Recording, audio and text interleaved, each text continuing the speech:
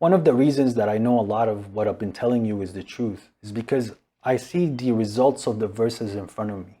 Now, there's verses in the Quran that says that those that strive in God and those that strive in God, God will give them an exit. God will support them. God is with those that strive with God. Now, with a person that has been put into certain situations where I had a lot of run-ins with a lot of government entities from internationally, from people from the FBI in America to CSIS in Canada and RCMP as a policing force, to all the way to the Zionist state of Shin Bet and Amman, and then also in Jordan and Turkey, also with the national security in Egypt, in being detained and questioned in Saudi Arabia for some of the things that I say and some of the things that I did. I'm not a person who shies away from confrontation, but not in a physical sense, from a theological and a sense of reality based on God's verses in the Quran. Now, I'm a person that, thank God, God gave me some wisdom and some knowledge because I try to do good. That's something that has been promised. Now, there's a video from my brother Shahid Bolsen from the Middle Nation channel in regards that he put, he's answering the question to those who ask, why are Arab leaders silent in the Gaza and the Zionist situation?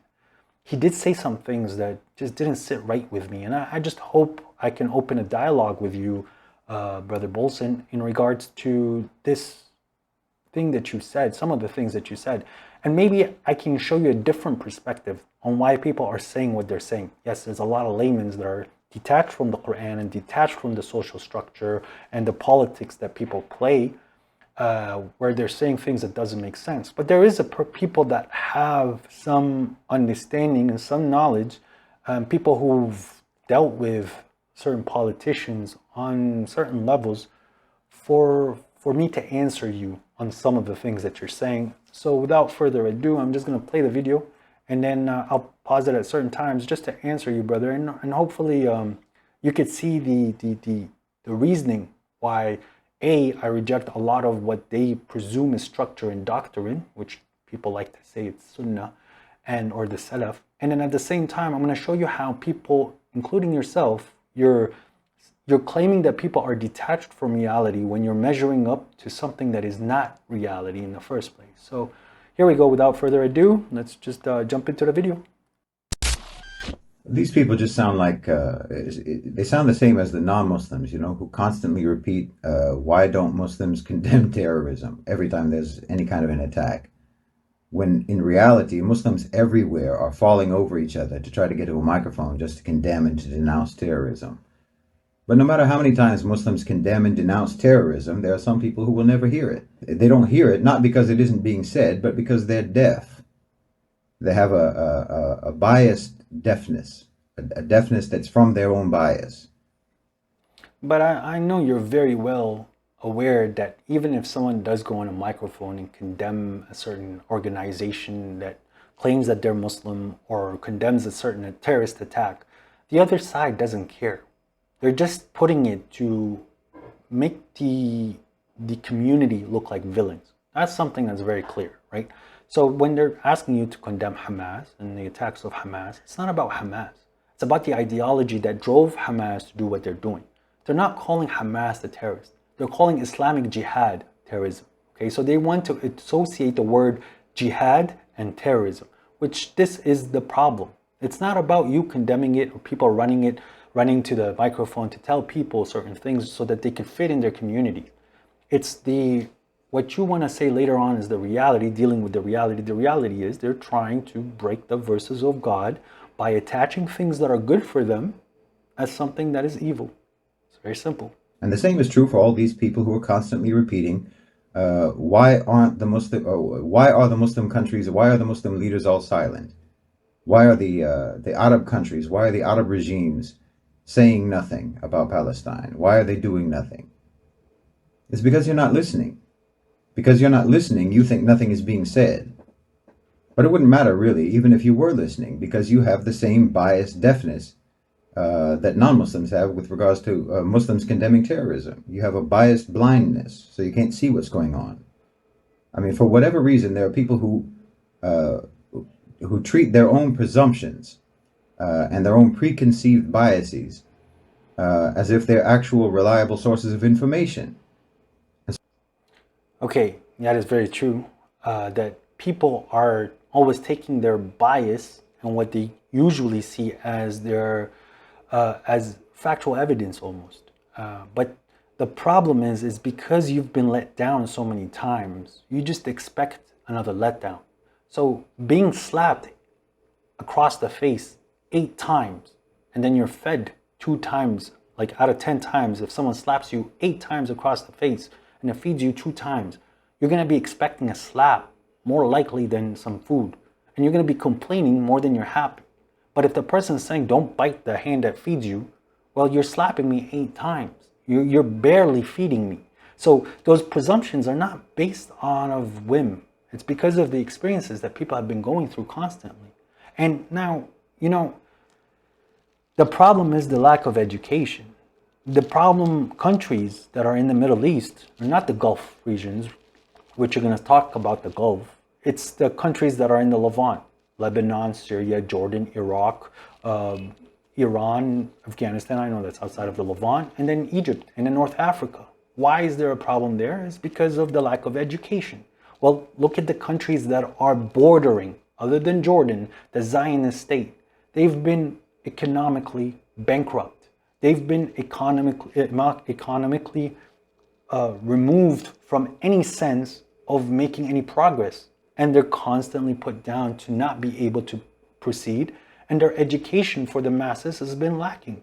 And the only thing that's been pushed on them is chemical drugs and misinformation, which is heavily promoted through these social medias. So they have absolutely no idea what's going on, but you can't blame them. Who would you blame at that point? Wouldn't you blame the person who's running the show? Glad we got that covered. So they automatically reject actual information if it doesn't conform with their biases. I mean, the information must be false because their biases can't possibly be wrong. Obviously, this isn't analysis. These aren't serious people. And you have people, among the Muslims, we have people who, like I said before, they seem to think that it's a sign of wisdom and intelligence, not to mention righteousness, to denigrate the Arab and Muslim rulers. So they're going to do that no matter what the rulers do. They'll denigrate them no matter what the rulers do. If the rulers do something wrong, then they will blame them without mercy. But if the rulers ever do something right, then they'll find a way to make it wrong. Great question, right? So anytime an Arab ruler does something wrong, you said that people try to find a reason to find or when they do right, we're trying to find a reason why they did wrong. Very simple. Tell me one thing that they've done right, and I'll be waiting. What did the Syrian president do right when the CIA and the Zionist state tried to push him over so that they would put someone that is a lot more receptive to Zionism information and to the American influence? What did he do right in regards to on how dealing with it? He didn't do right. He didn't do anything in regards to how Islam taught him how to deal with those certain issues. Because there was a way to handle it, which he chose not to. He went allied with the Russians. Technically, they think they're Christians.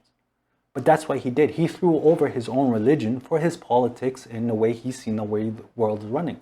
There was ways to deal with that issue without having to completely put yourself back into the Stone Age. Well, he wasn't, but his people are. So what did he do correctly there? Now, what about the Lebanese government? What did they do correctly?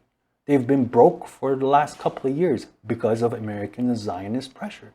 Because if that economy was thriving right now, Hezbollah would have absolutely no problem with the Zionist state. It's the fact that they're lacking the money to stand up against the bully of the region. Now, what about the Jordanian king? Yeah, he's doing some good. He's trying to help with what he can, but he's also not allowing what they would consider as terrorism. Because in the situation, what's going on with Gaza right now in Palestine, there is one correct response, and it's the Quranic response. Fire with fire. There is no politics in dealing with you have to make them subdued, and then you have to make them submit back to peace. I'm not telling you to eliminate the Jews or any of this nonsense that people like to say, but they're fighting with fire. So you need to put down the fire with fire. This is what God has ordered you to do. sitting there begging them to stop. Well, why? Because I guess you want the worldly life. You want these worldly desires, and you don't want the end. So what did Sisi, the Egyptian president, do that's good? Other than imprison anyone who says anything about the Muslim Brotherhood. Anyone that praises the Muslim Brotherhood. He built a prison that is 1 million people, to fit 1 million people prison for all political prisons. And I wasn't that political prison. So what did he do that is good? He bankrupted his people. He pushed out all the resources to some other country, and his people are broke. What did he do that was amazing? Okay, so now you can go praise the Gulf states. Look, I told you the only way to deal with the Gaza situation right now is fire with fire. Yes, there is going to be sacrifice. Yes, there are going to be losses. Yes, people are going to be hurt. But what's the alternative? Even if they don't fight and go to a political stalemate, let's say, or it's solved politically, Lebanon is still in trouble. Syria is still in trouble. Iraq is still in trouble. Egypt is still in trouble. These countries' governments are completely corrupt. They're done. There's absolutely no progress for them. There is no push for an Islamic understanding. I'm not telling you like go crazy and be, no, you need to subdue the enemy because the enemy has subverted you. He subverted you through your governments. Now, when it came down to fighting fire with fire, the only people that were willing to do so was the Lebanese with the faction of Hezbollah, which I spoke with Hezbollah and I understood some of the stuff they told me, but they also told me to leave Lebanon because they didn't find a place for me with what they wanted to achieve. And you have the Iranians. Do you know who's the biggest #1 deterrence for Iran right now to putting pressure on Israel? Sorry, the Zionist state? Yes, of course it's America. But do you know who America is using the most to put that pressure? The Emirates. The Emirates, without having to make reports in Iran can't even speak about it for certain reasons and certain pacts with Saudi and Emirates, but Emirates is getting the most pressure. And how are the Americans able to deter the Iranian resistance out of the Zionist state? Is because of these American bases that are sitting in Saudi Arabia and are sitting in Emirates. Just go look at flight radar. You could see the strato tankers that are filling up these reconnaissance planes that are flying over the Persian Gulf and flying in the south of Jordan and close to Israel. They leave Doha, they go down into a base that's south of Riyadh. This is constantly every 4 or 5 hours. These are the two states that are supporting the enemy. You understand that? They're supporting the enemy. So to them, and I don't have a problem with MBS. I understand his mentality. He's a businessman. He's here to, it's a cost of business to him. It's not, the war is bad for business in a sense because it can't come to his land. He's been playing a proxy war with Iran for so long, and that's something that they can handle because a proxy war makes money. War on your own land does not make money. Iran, in its longest time, they wanted to play a proxy war with America, and America does not allow that. They want to hit Iran directly. Iran doesn't want to get hit directly because that's bad for business. I understand the whole concept behind this is bad for business for these government entities. But let's go back to the religion. Brother, what does the religion tell you? That you need to stand for the oppressed. How is the oppressed being oppressed? Not politically. We're being oppressed politically in the countries around it, around Palestine. Palestine is oppressed militarily. So you have to answer militarily. And if there is a pain in the process, then you have to withstand until Nasrullah comes, until the victory of God comes. Now, the political system you're about to talk to, this is the game of the devil. You, who believes in God, gonna play with the devil in his own game, you're gonna lose. Because you have to be a bigger devil to beat the devil. They're coming to you with devil tactics. If you're gonna play along and have God in your mind, of course you can't go cross the lines that they're gonna cross, so they subdue you and you lose. But if you play with a different game, not their game, the way that it's supposed to, how the game was supposed to been played in the first place, where you don't care what they label you. It's not about me getting condemned or calling me a terrorist. If I win, I win. And that's the point. You know, they'll make excuses for the ruler when they do something right. Excuses in the form of arguing that their intention was bad. Maybe they did the right thing, but their intention was bad. Or they only did the right thing against their will. They make no excuses for the bad. You know, they make no excuses for the bad that a ruler might do, but they make excuses for the right things, for the good things. It's pathological. Brother, whatever good they do is very minimal compared to the harm. This is something that's very clear in the Quran. The harm that they're bringing, the corruption that they're causing in the land, outgrows much further than any good that they're doing. You can go back to the Saudi government. They did a good job with the Hajj this year. They spent a lot of money on the Hajj. Great. But they also killed how many people in Yemen? So like, you put it on a balance. There are things that are doing, there's positive. But on a grand scheme of things, aside of nationalism, which you're speaking about is nationalism, when it comes down to the religion as a single community, as a single nation, you guys have failed big time. Because to you, it's about the worldly life and the economy running. Well, there is no war.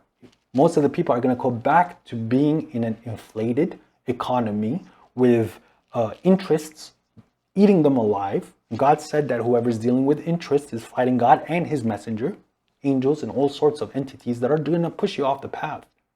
Like, interest as a rule is not an instant death. It's a death by 1,000 cuts over a very long time period. And we've been 70 years, 80 years in this interest-based financial system that has no outcome. Now everybody's broke. Even the rich man is about to go broke.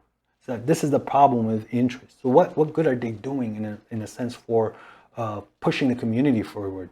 Because you could see in the Middle East, a person leaves the chair from presidency. It's not by him saying, okay, my term is over, I'm done. There's only two ways a person leaves the chair of presidency in the Middle East: dead or in jail, and then dead. There is no just, okay, I'm done, I'm gone. Why? Because it's a mafia mentality. There is absolutely nothing to do with Islam. That's the problem. And then you have these doctrines that people said that it's religion, okay, that you can't talk about those people. Guess who wrote those doctrines? Governments. So that you can't talk about the governments. It's just for them to say that God gave them the right to kill you. So there's issues that are being said where, no, you shouldn't push to people to rebel at every single time. You shouldn't sit there and try to go into a military tactics and try to revolt and all this. There's things that are dealt with politically. But if a gun is raised, you raise a gun no matter what. This is what God has ordered you to do. Or go sit and be with, as God's, go sit with the sitters. And then do absolutely nothing for your world. And then you take your little money that you have and then it's all taken away from you. Why? Because you were not willing to go fight in the name of God. That's the best price. But as the Prophet even said through your books, is what you guys claim, one, you love the worldly life and you don't want to die in the name of God. You don't want to work in the name of God. So this is where we are right now. Brother, the Arab leaders are not doing anything about this. Actually, they want the war to not happen at any cost by giving Israel, by giving the Zionist state the victory, not giving Palestinians the victory. Because even if the war is subdued right now, there's a ceasefire right now, the blockade's going to get worse. The lack of passports is going to get worse. The lack of nutrients, the lack of resources, the spying, the hurt the Palestinian people are going to eat is absurd because of what happened. Not because of October 7th, because of the national and international answer of what Israel did. They were okay. The whole world from the western side and the Gulf state, we can't do anything about it. They're going to do it. They're going to kill a bunch of 10,000 people in such a short time. There's nothing else. Cost of business. It's just the cost of business, cost of politics. I can write letters and I can send some money, but at the same time, I'm also taking 8 planes from the UAE full of American products, military products, and then putting them in the state of this Zionist state. So is that business at that point? Is that proper politics? Is this something that's going to help the community? Is that going to help those leaders on the day of judgment? Absolutely not. Now, I know a lot of people are going to say things like this person is pushing for khuruj and all this nonsense, like, oh, I'm asking people to revolt. No, this is the time to fight. You are in this time to fight. God has written fighting upon you. This is the time to fight. Even if you don't fight, even if your governments do absolutely nothing, the fight is going to occur. This is the plan of these elites. They have to cause a world war. The economy is crushed. Inflation is too high. How do you reset something very quickly when it comes down to the economy? A huge war. That is what the West has been pushing for a long time. They're waiting for this big spark to cause this war. So the war is coming. But for us, we don't care about their plan because their plan is going to go astray as God always said it does. But what about us? We're not allowed to fight because we're going to be called terrorists? or jihadists or Islamists. No, we're fighting in the name of God. And any Christian or Jew with the right mentality should come and fight alongside with us, because it's good versus evil at this point. So brother, they are not doing anything. And again, we're not allowed to rebel against Muslim leaders. Well, there's a verse that says that if you allyship, tatawallu, you take them as allies, the Christian and Jews, then you're from them. You're from them. So if they want to sit there and become allies and normalize ties and be buddy-buddy with the Zionists, then they're Zionists. They're not Muslims at this point. The whole concept of Zionism is antichrist. They're against Jesus. So they want to build their own Christ. What did the Arab leaders do? What do you want me to praise? Please make me a list of things you want me to praise. The things that are worthy of praise. Well, alhamdulillah, it came from God. See what I'm saying? I have absolutely nothing to do with those people. And I'm not scared of those people. I'm making this video while I'm in Saudi Arabia right now, because I'm not scared of them. I'm saying the truth. I'm not putting them down. In fact, I would love for them to take the steps forward to help in the nation. But they have a problem. They've been taking American equipment for the last 20 years. You can't fight a war when you have American equipment. Why? Because it's going to run out of ammunition. Where do you get the ammunition if you're fighting the person who's been oppressing you for the last 100 years, colonizing you? You can't.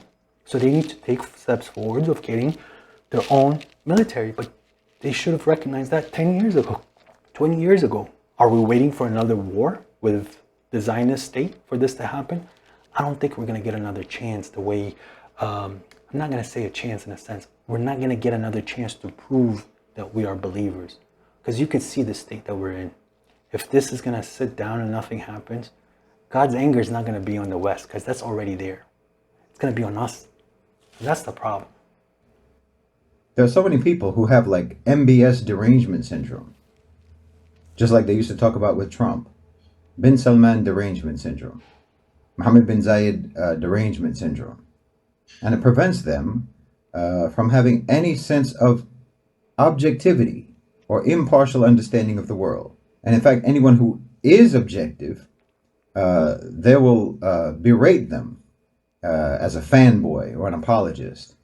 Well, they're just as dishonest, really, as Zionists, to be frank. The belief that all the leaders are terrible and hypocrites and horrible and evil and all of that, that's like doctrine to them. Again, they're playing a devil's game. The politics nowadays is not adhering to Islamic politics. If you take the way how Muslims are supposed to run politics as what the Quran tells you, you have examples of Solomon and you have examples of David who were governments. If you take routes and their understandings, it's not going to be an easy route, but you get God's support. You will win. You will dominate. You will conquer, because you went back to reality. The people in the Middle East talk about God a lot, but they're playing a devil's game. You need to become a bigger devil to beat the devil. If the West is a huge devil, you need to become worse than them. You need to come up with the Zionists as an extremely evil devil. To beat the Zionists at their own game, you need to become extremely evil, which people in the Middle East, they don't have that heart. We cannot sit there and come up with these crazy stories that they come up with and then push it as truth. And then we cannot sit there and blackmail our own people and blackmail other countries pretty much and governments. We're not a colonizing people, because we keep mentioning the word Allah. The hypocrite, the liars, the disbelievers, they still have the name of God on their tongue because of the language. So they cannot get to the levels that these hypocrites and these really evil people get. We cannot play their game. We lose their game. If we play the game, not the game, if we play the truth that God set out for us, we will win. You become a superpower at that point. You have to become unified. You have to show strength. You need to adhere. You need to start showing some military strength. You need to start taking over from the mentality. And anyone else that's coming here to subvert you or to lie to you or tell you you can't fight, to hell with them. By the sword or by political, if you want to go political. But they're coming at you with a sword. You're going to sit there and say, oh, no, you know what? No, peace. Khalas, it's okay. We won't preach Islam. Everyone's happy with their own religion. I'll just put my mat here. I'll pray right here, and we won't talk religion with you. Just don't kill me. Don't kill me. I'm scared of you. Like what? It's almost blasphemy for them if you acknowledge or recognize any good that the leaders might do. It's a mental malfunction in people's intellect. I apologize. You're being an apologist for people who truly don't care about the Muslims, who truly don't care about the community. They care about their personal interest. If it's going to make them money, if they're going to be happy with what they're going to get, they're going to do it. If it's going to cost them money on the expense of making their people better, they're not going to do it. It's very simple. Because if it was truth, then you would have an open dialogue, open discussion with your own people. That's how it works. But if I said something that was inappropriate about certain leaders, I, my family, and their families, and everyone around would be put to death. So tell me, who do you want me to praise? Who are you praising for me to praise? Because out of all you Sunni leaders, I'm finding the Shia, like the people that you hate the most, the Shia, they're actually willing to put their everything on the line in the name of God. Because to them, the objective is to free Aqsa. The Palestinian is a second priority, which is still an important priority, but to them it's Aqsa, right? And it's, again, I promise you, a lot of people will have no problem living side to side with the Jews. It's not a problem with the Jews. The problem with the Zionist regime that has been cancerous to you, has been cancerous to all these nations. They're the ones who caused the war in Syria. They're the ones who made ISIS. The ISIS fought every Muslim country, but they didn't find the Zionist state. That alone should speak on its own. Lebanon is broke because of the Zionist regime. Jordan cannot have its freedom. Like, the strongest passport in the Levant area outside the Gulf is Jordan. Jordan has the strongest passport. But the Indian passport is stronger than Jordan. A plane ticket from Lebanon, Beirut to Damascus is $200, $250, $300 plus. A plane ticket from Beirut to Amman in Jordan is again $200, $300 plus. These are $30 ticket planes in Europe. It's because they don't want you to move. These visa processes to make it hard. You're not allowed to have businesses. You're not allowed to grow. You know why? Because these are the promised people. These are the people when the Quran went from the Gulf, went to Blad Sham, the Levant, the religion spread like wildfire. Because these are the people who would understand us. You understand that? The people who are sitting next to these Zionists. Yes, the Zionist is part of that seed. I'm not saying that they're not. But the way they're treating, it's a test. Are you ready to fight, or do you want the world? Well, let me hear what you have to say that what the Gulf is doing correctly, that we're not being objective because we don't want to play your stupid politics. Are we going to wait for the Russian to come and save us? The Russian is already having a war with the West, and none of these Arab countries are properly supporting him with who? With military equipment, other than who? Iran. Everyone else wants to play the American game. We're going to play subversion, we're going to talk and play proxy games, kill Muslims, make money, play with the Zionist regimes. Hey, drink Starbucks, it's better for you. What? And of course, like I've said before, this benefits no one but the West. Getting rid of this bias blindness is part of decolonizing the collective psyche of the Muslims, in my opinion. Look, no one has done more than the Arab states since October 7th. You won't see it, you won't acknowledge it, because all you have in your head is that they're supposed to declare war on Israel. They are supposed to declare war on the Zionist state. That has supposed to be done a long time ago. Every time they come at you militarily, it is your God-given duty to stand up militarily until they are subdued, until they say, done, peace, fine, we won't fight anymore, done. Then they can have whatever they have at that point. I'm not telling you that you need to. I have absolutely no problem making that land called Palestine, Israel, because Israel is a Muslim prophet. It's named after a Muslim prophet. He was not a Zionist, he's not a Jew. And have Lebanon, Syria, Jordan, Egypt, the whole country under a single flag and not their stupid flag. But how are we going to achieve that other than a military pursuit where we're not scared? People are going to lose their stuff. They have absolutely nothing anyways. Go to Syria. What do people have other than the rich, which is they don't have much. Go to Lebanon. They're struggling. They go to Egypt. They're struggling. Go to Jordan. Yeah, the royal family is doing good. And the royal family there is nice to a certain degree. But the people are hungry because there is no jobs. There's no progress. There's nothing. We're not allowed to progress because we are subdued by our oppressors. Stand up to the oppressor, you win. So please, sir, when you're going to give me your opinion, and I only let you talk for 3 or 4 minutes, But I apologize. I feel like you're sitting there defending people that you shouldn't be defending at that point. Go open the Quran, read the Quran, and you see that the game of politics is not adhering to what the Quran is saying. It's a very simple situation, a very simple response. They came at you militarily, you answer militarily until they're subdued. Jordan has the power, Turkey has the power, Lebanon has the power, Egypt has the power. Are they scaring you with nuclear bombs? Well, we have something that's better than nuclear bombs. The entity that gave them those nuclear bombs. Are a lot of people going to get hurt? Yes, a lot of people are going to get hurt. Is that a problem? Well, I guess you don't believe in God at that point. I guess you don't think that God is going to give the people back their due rights.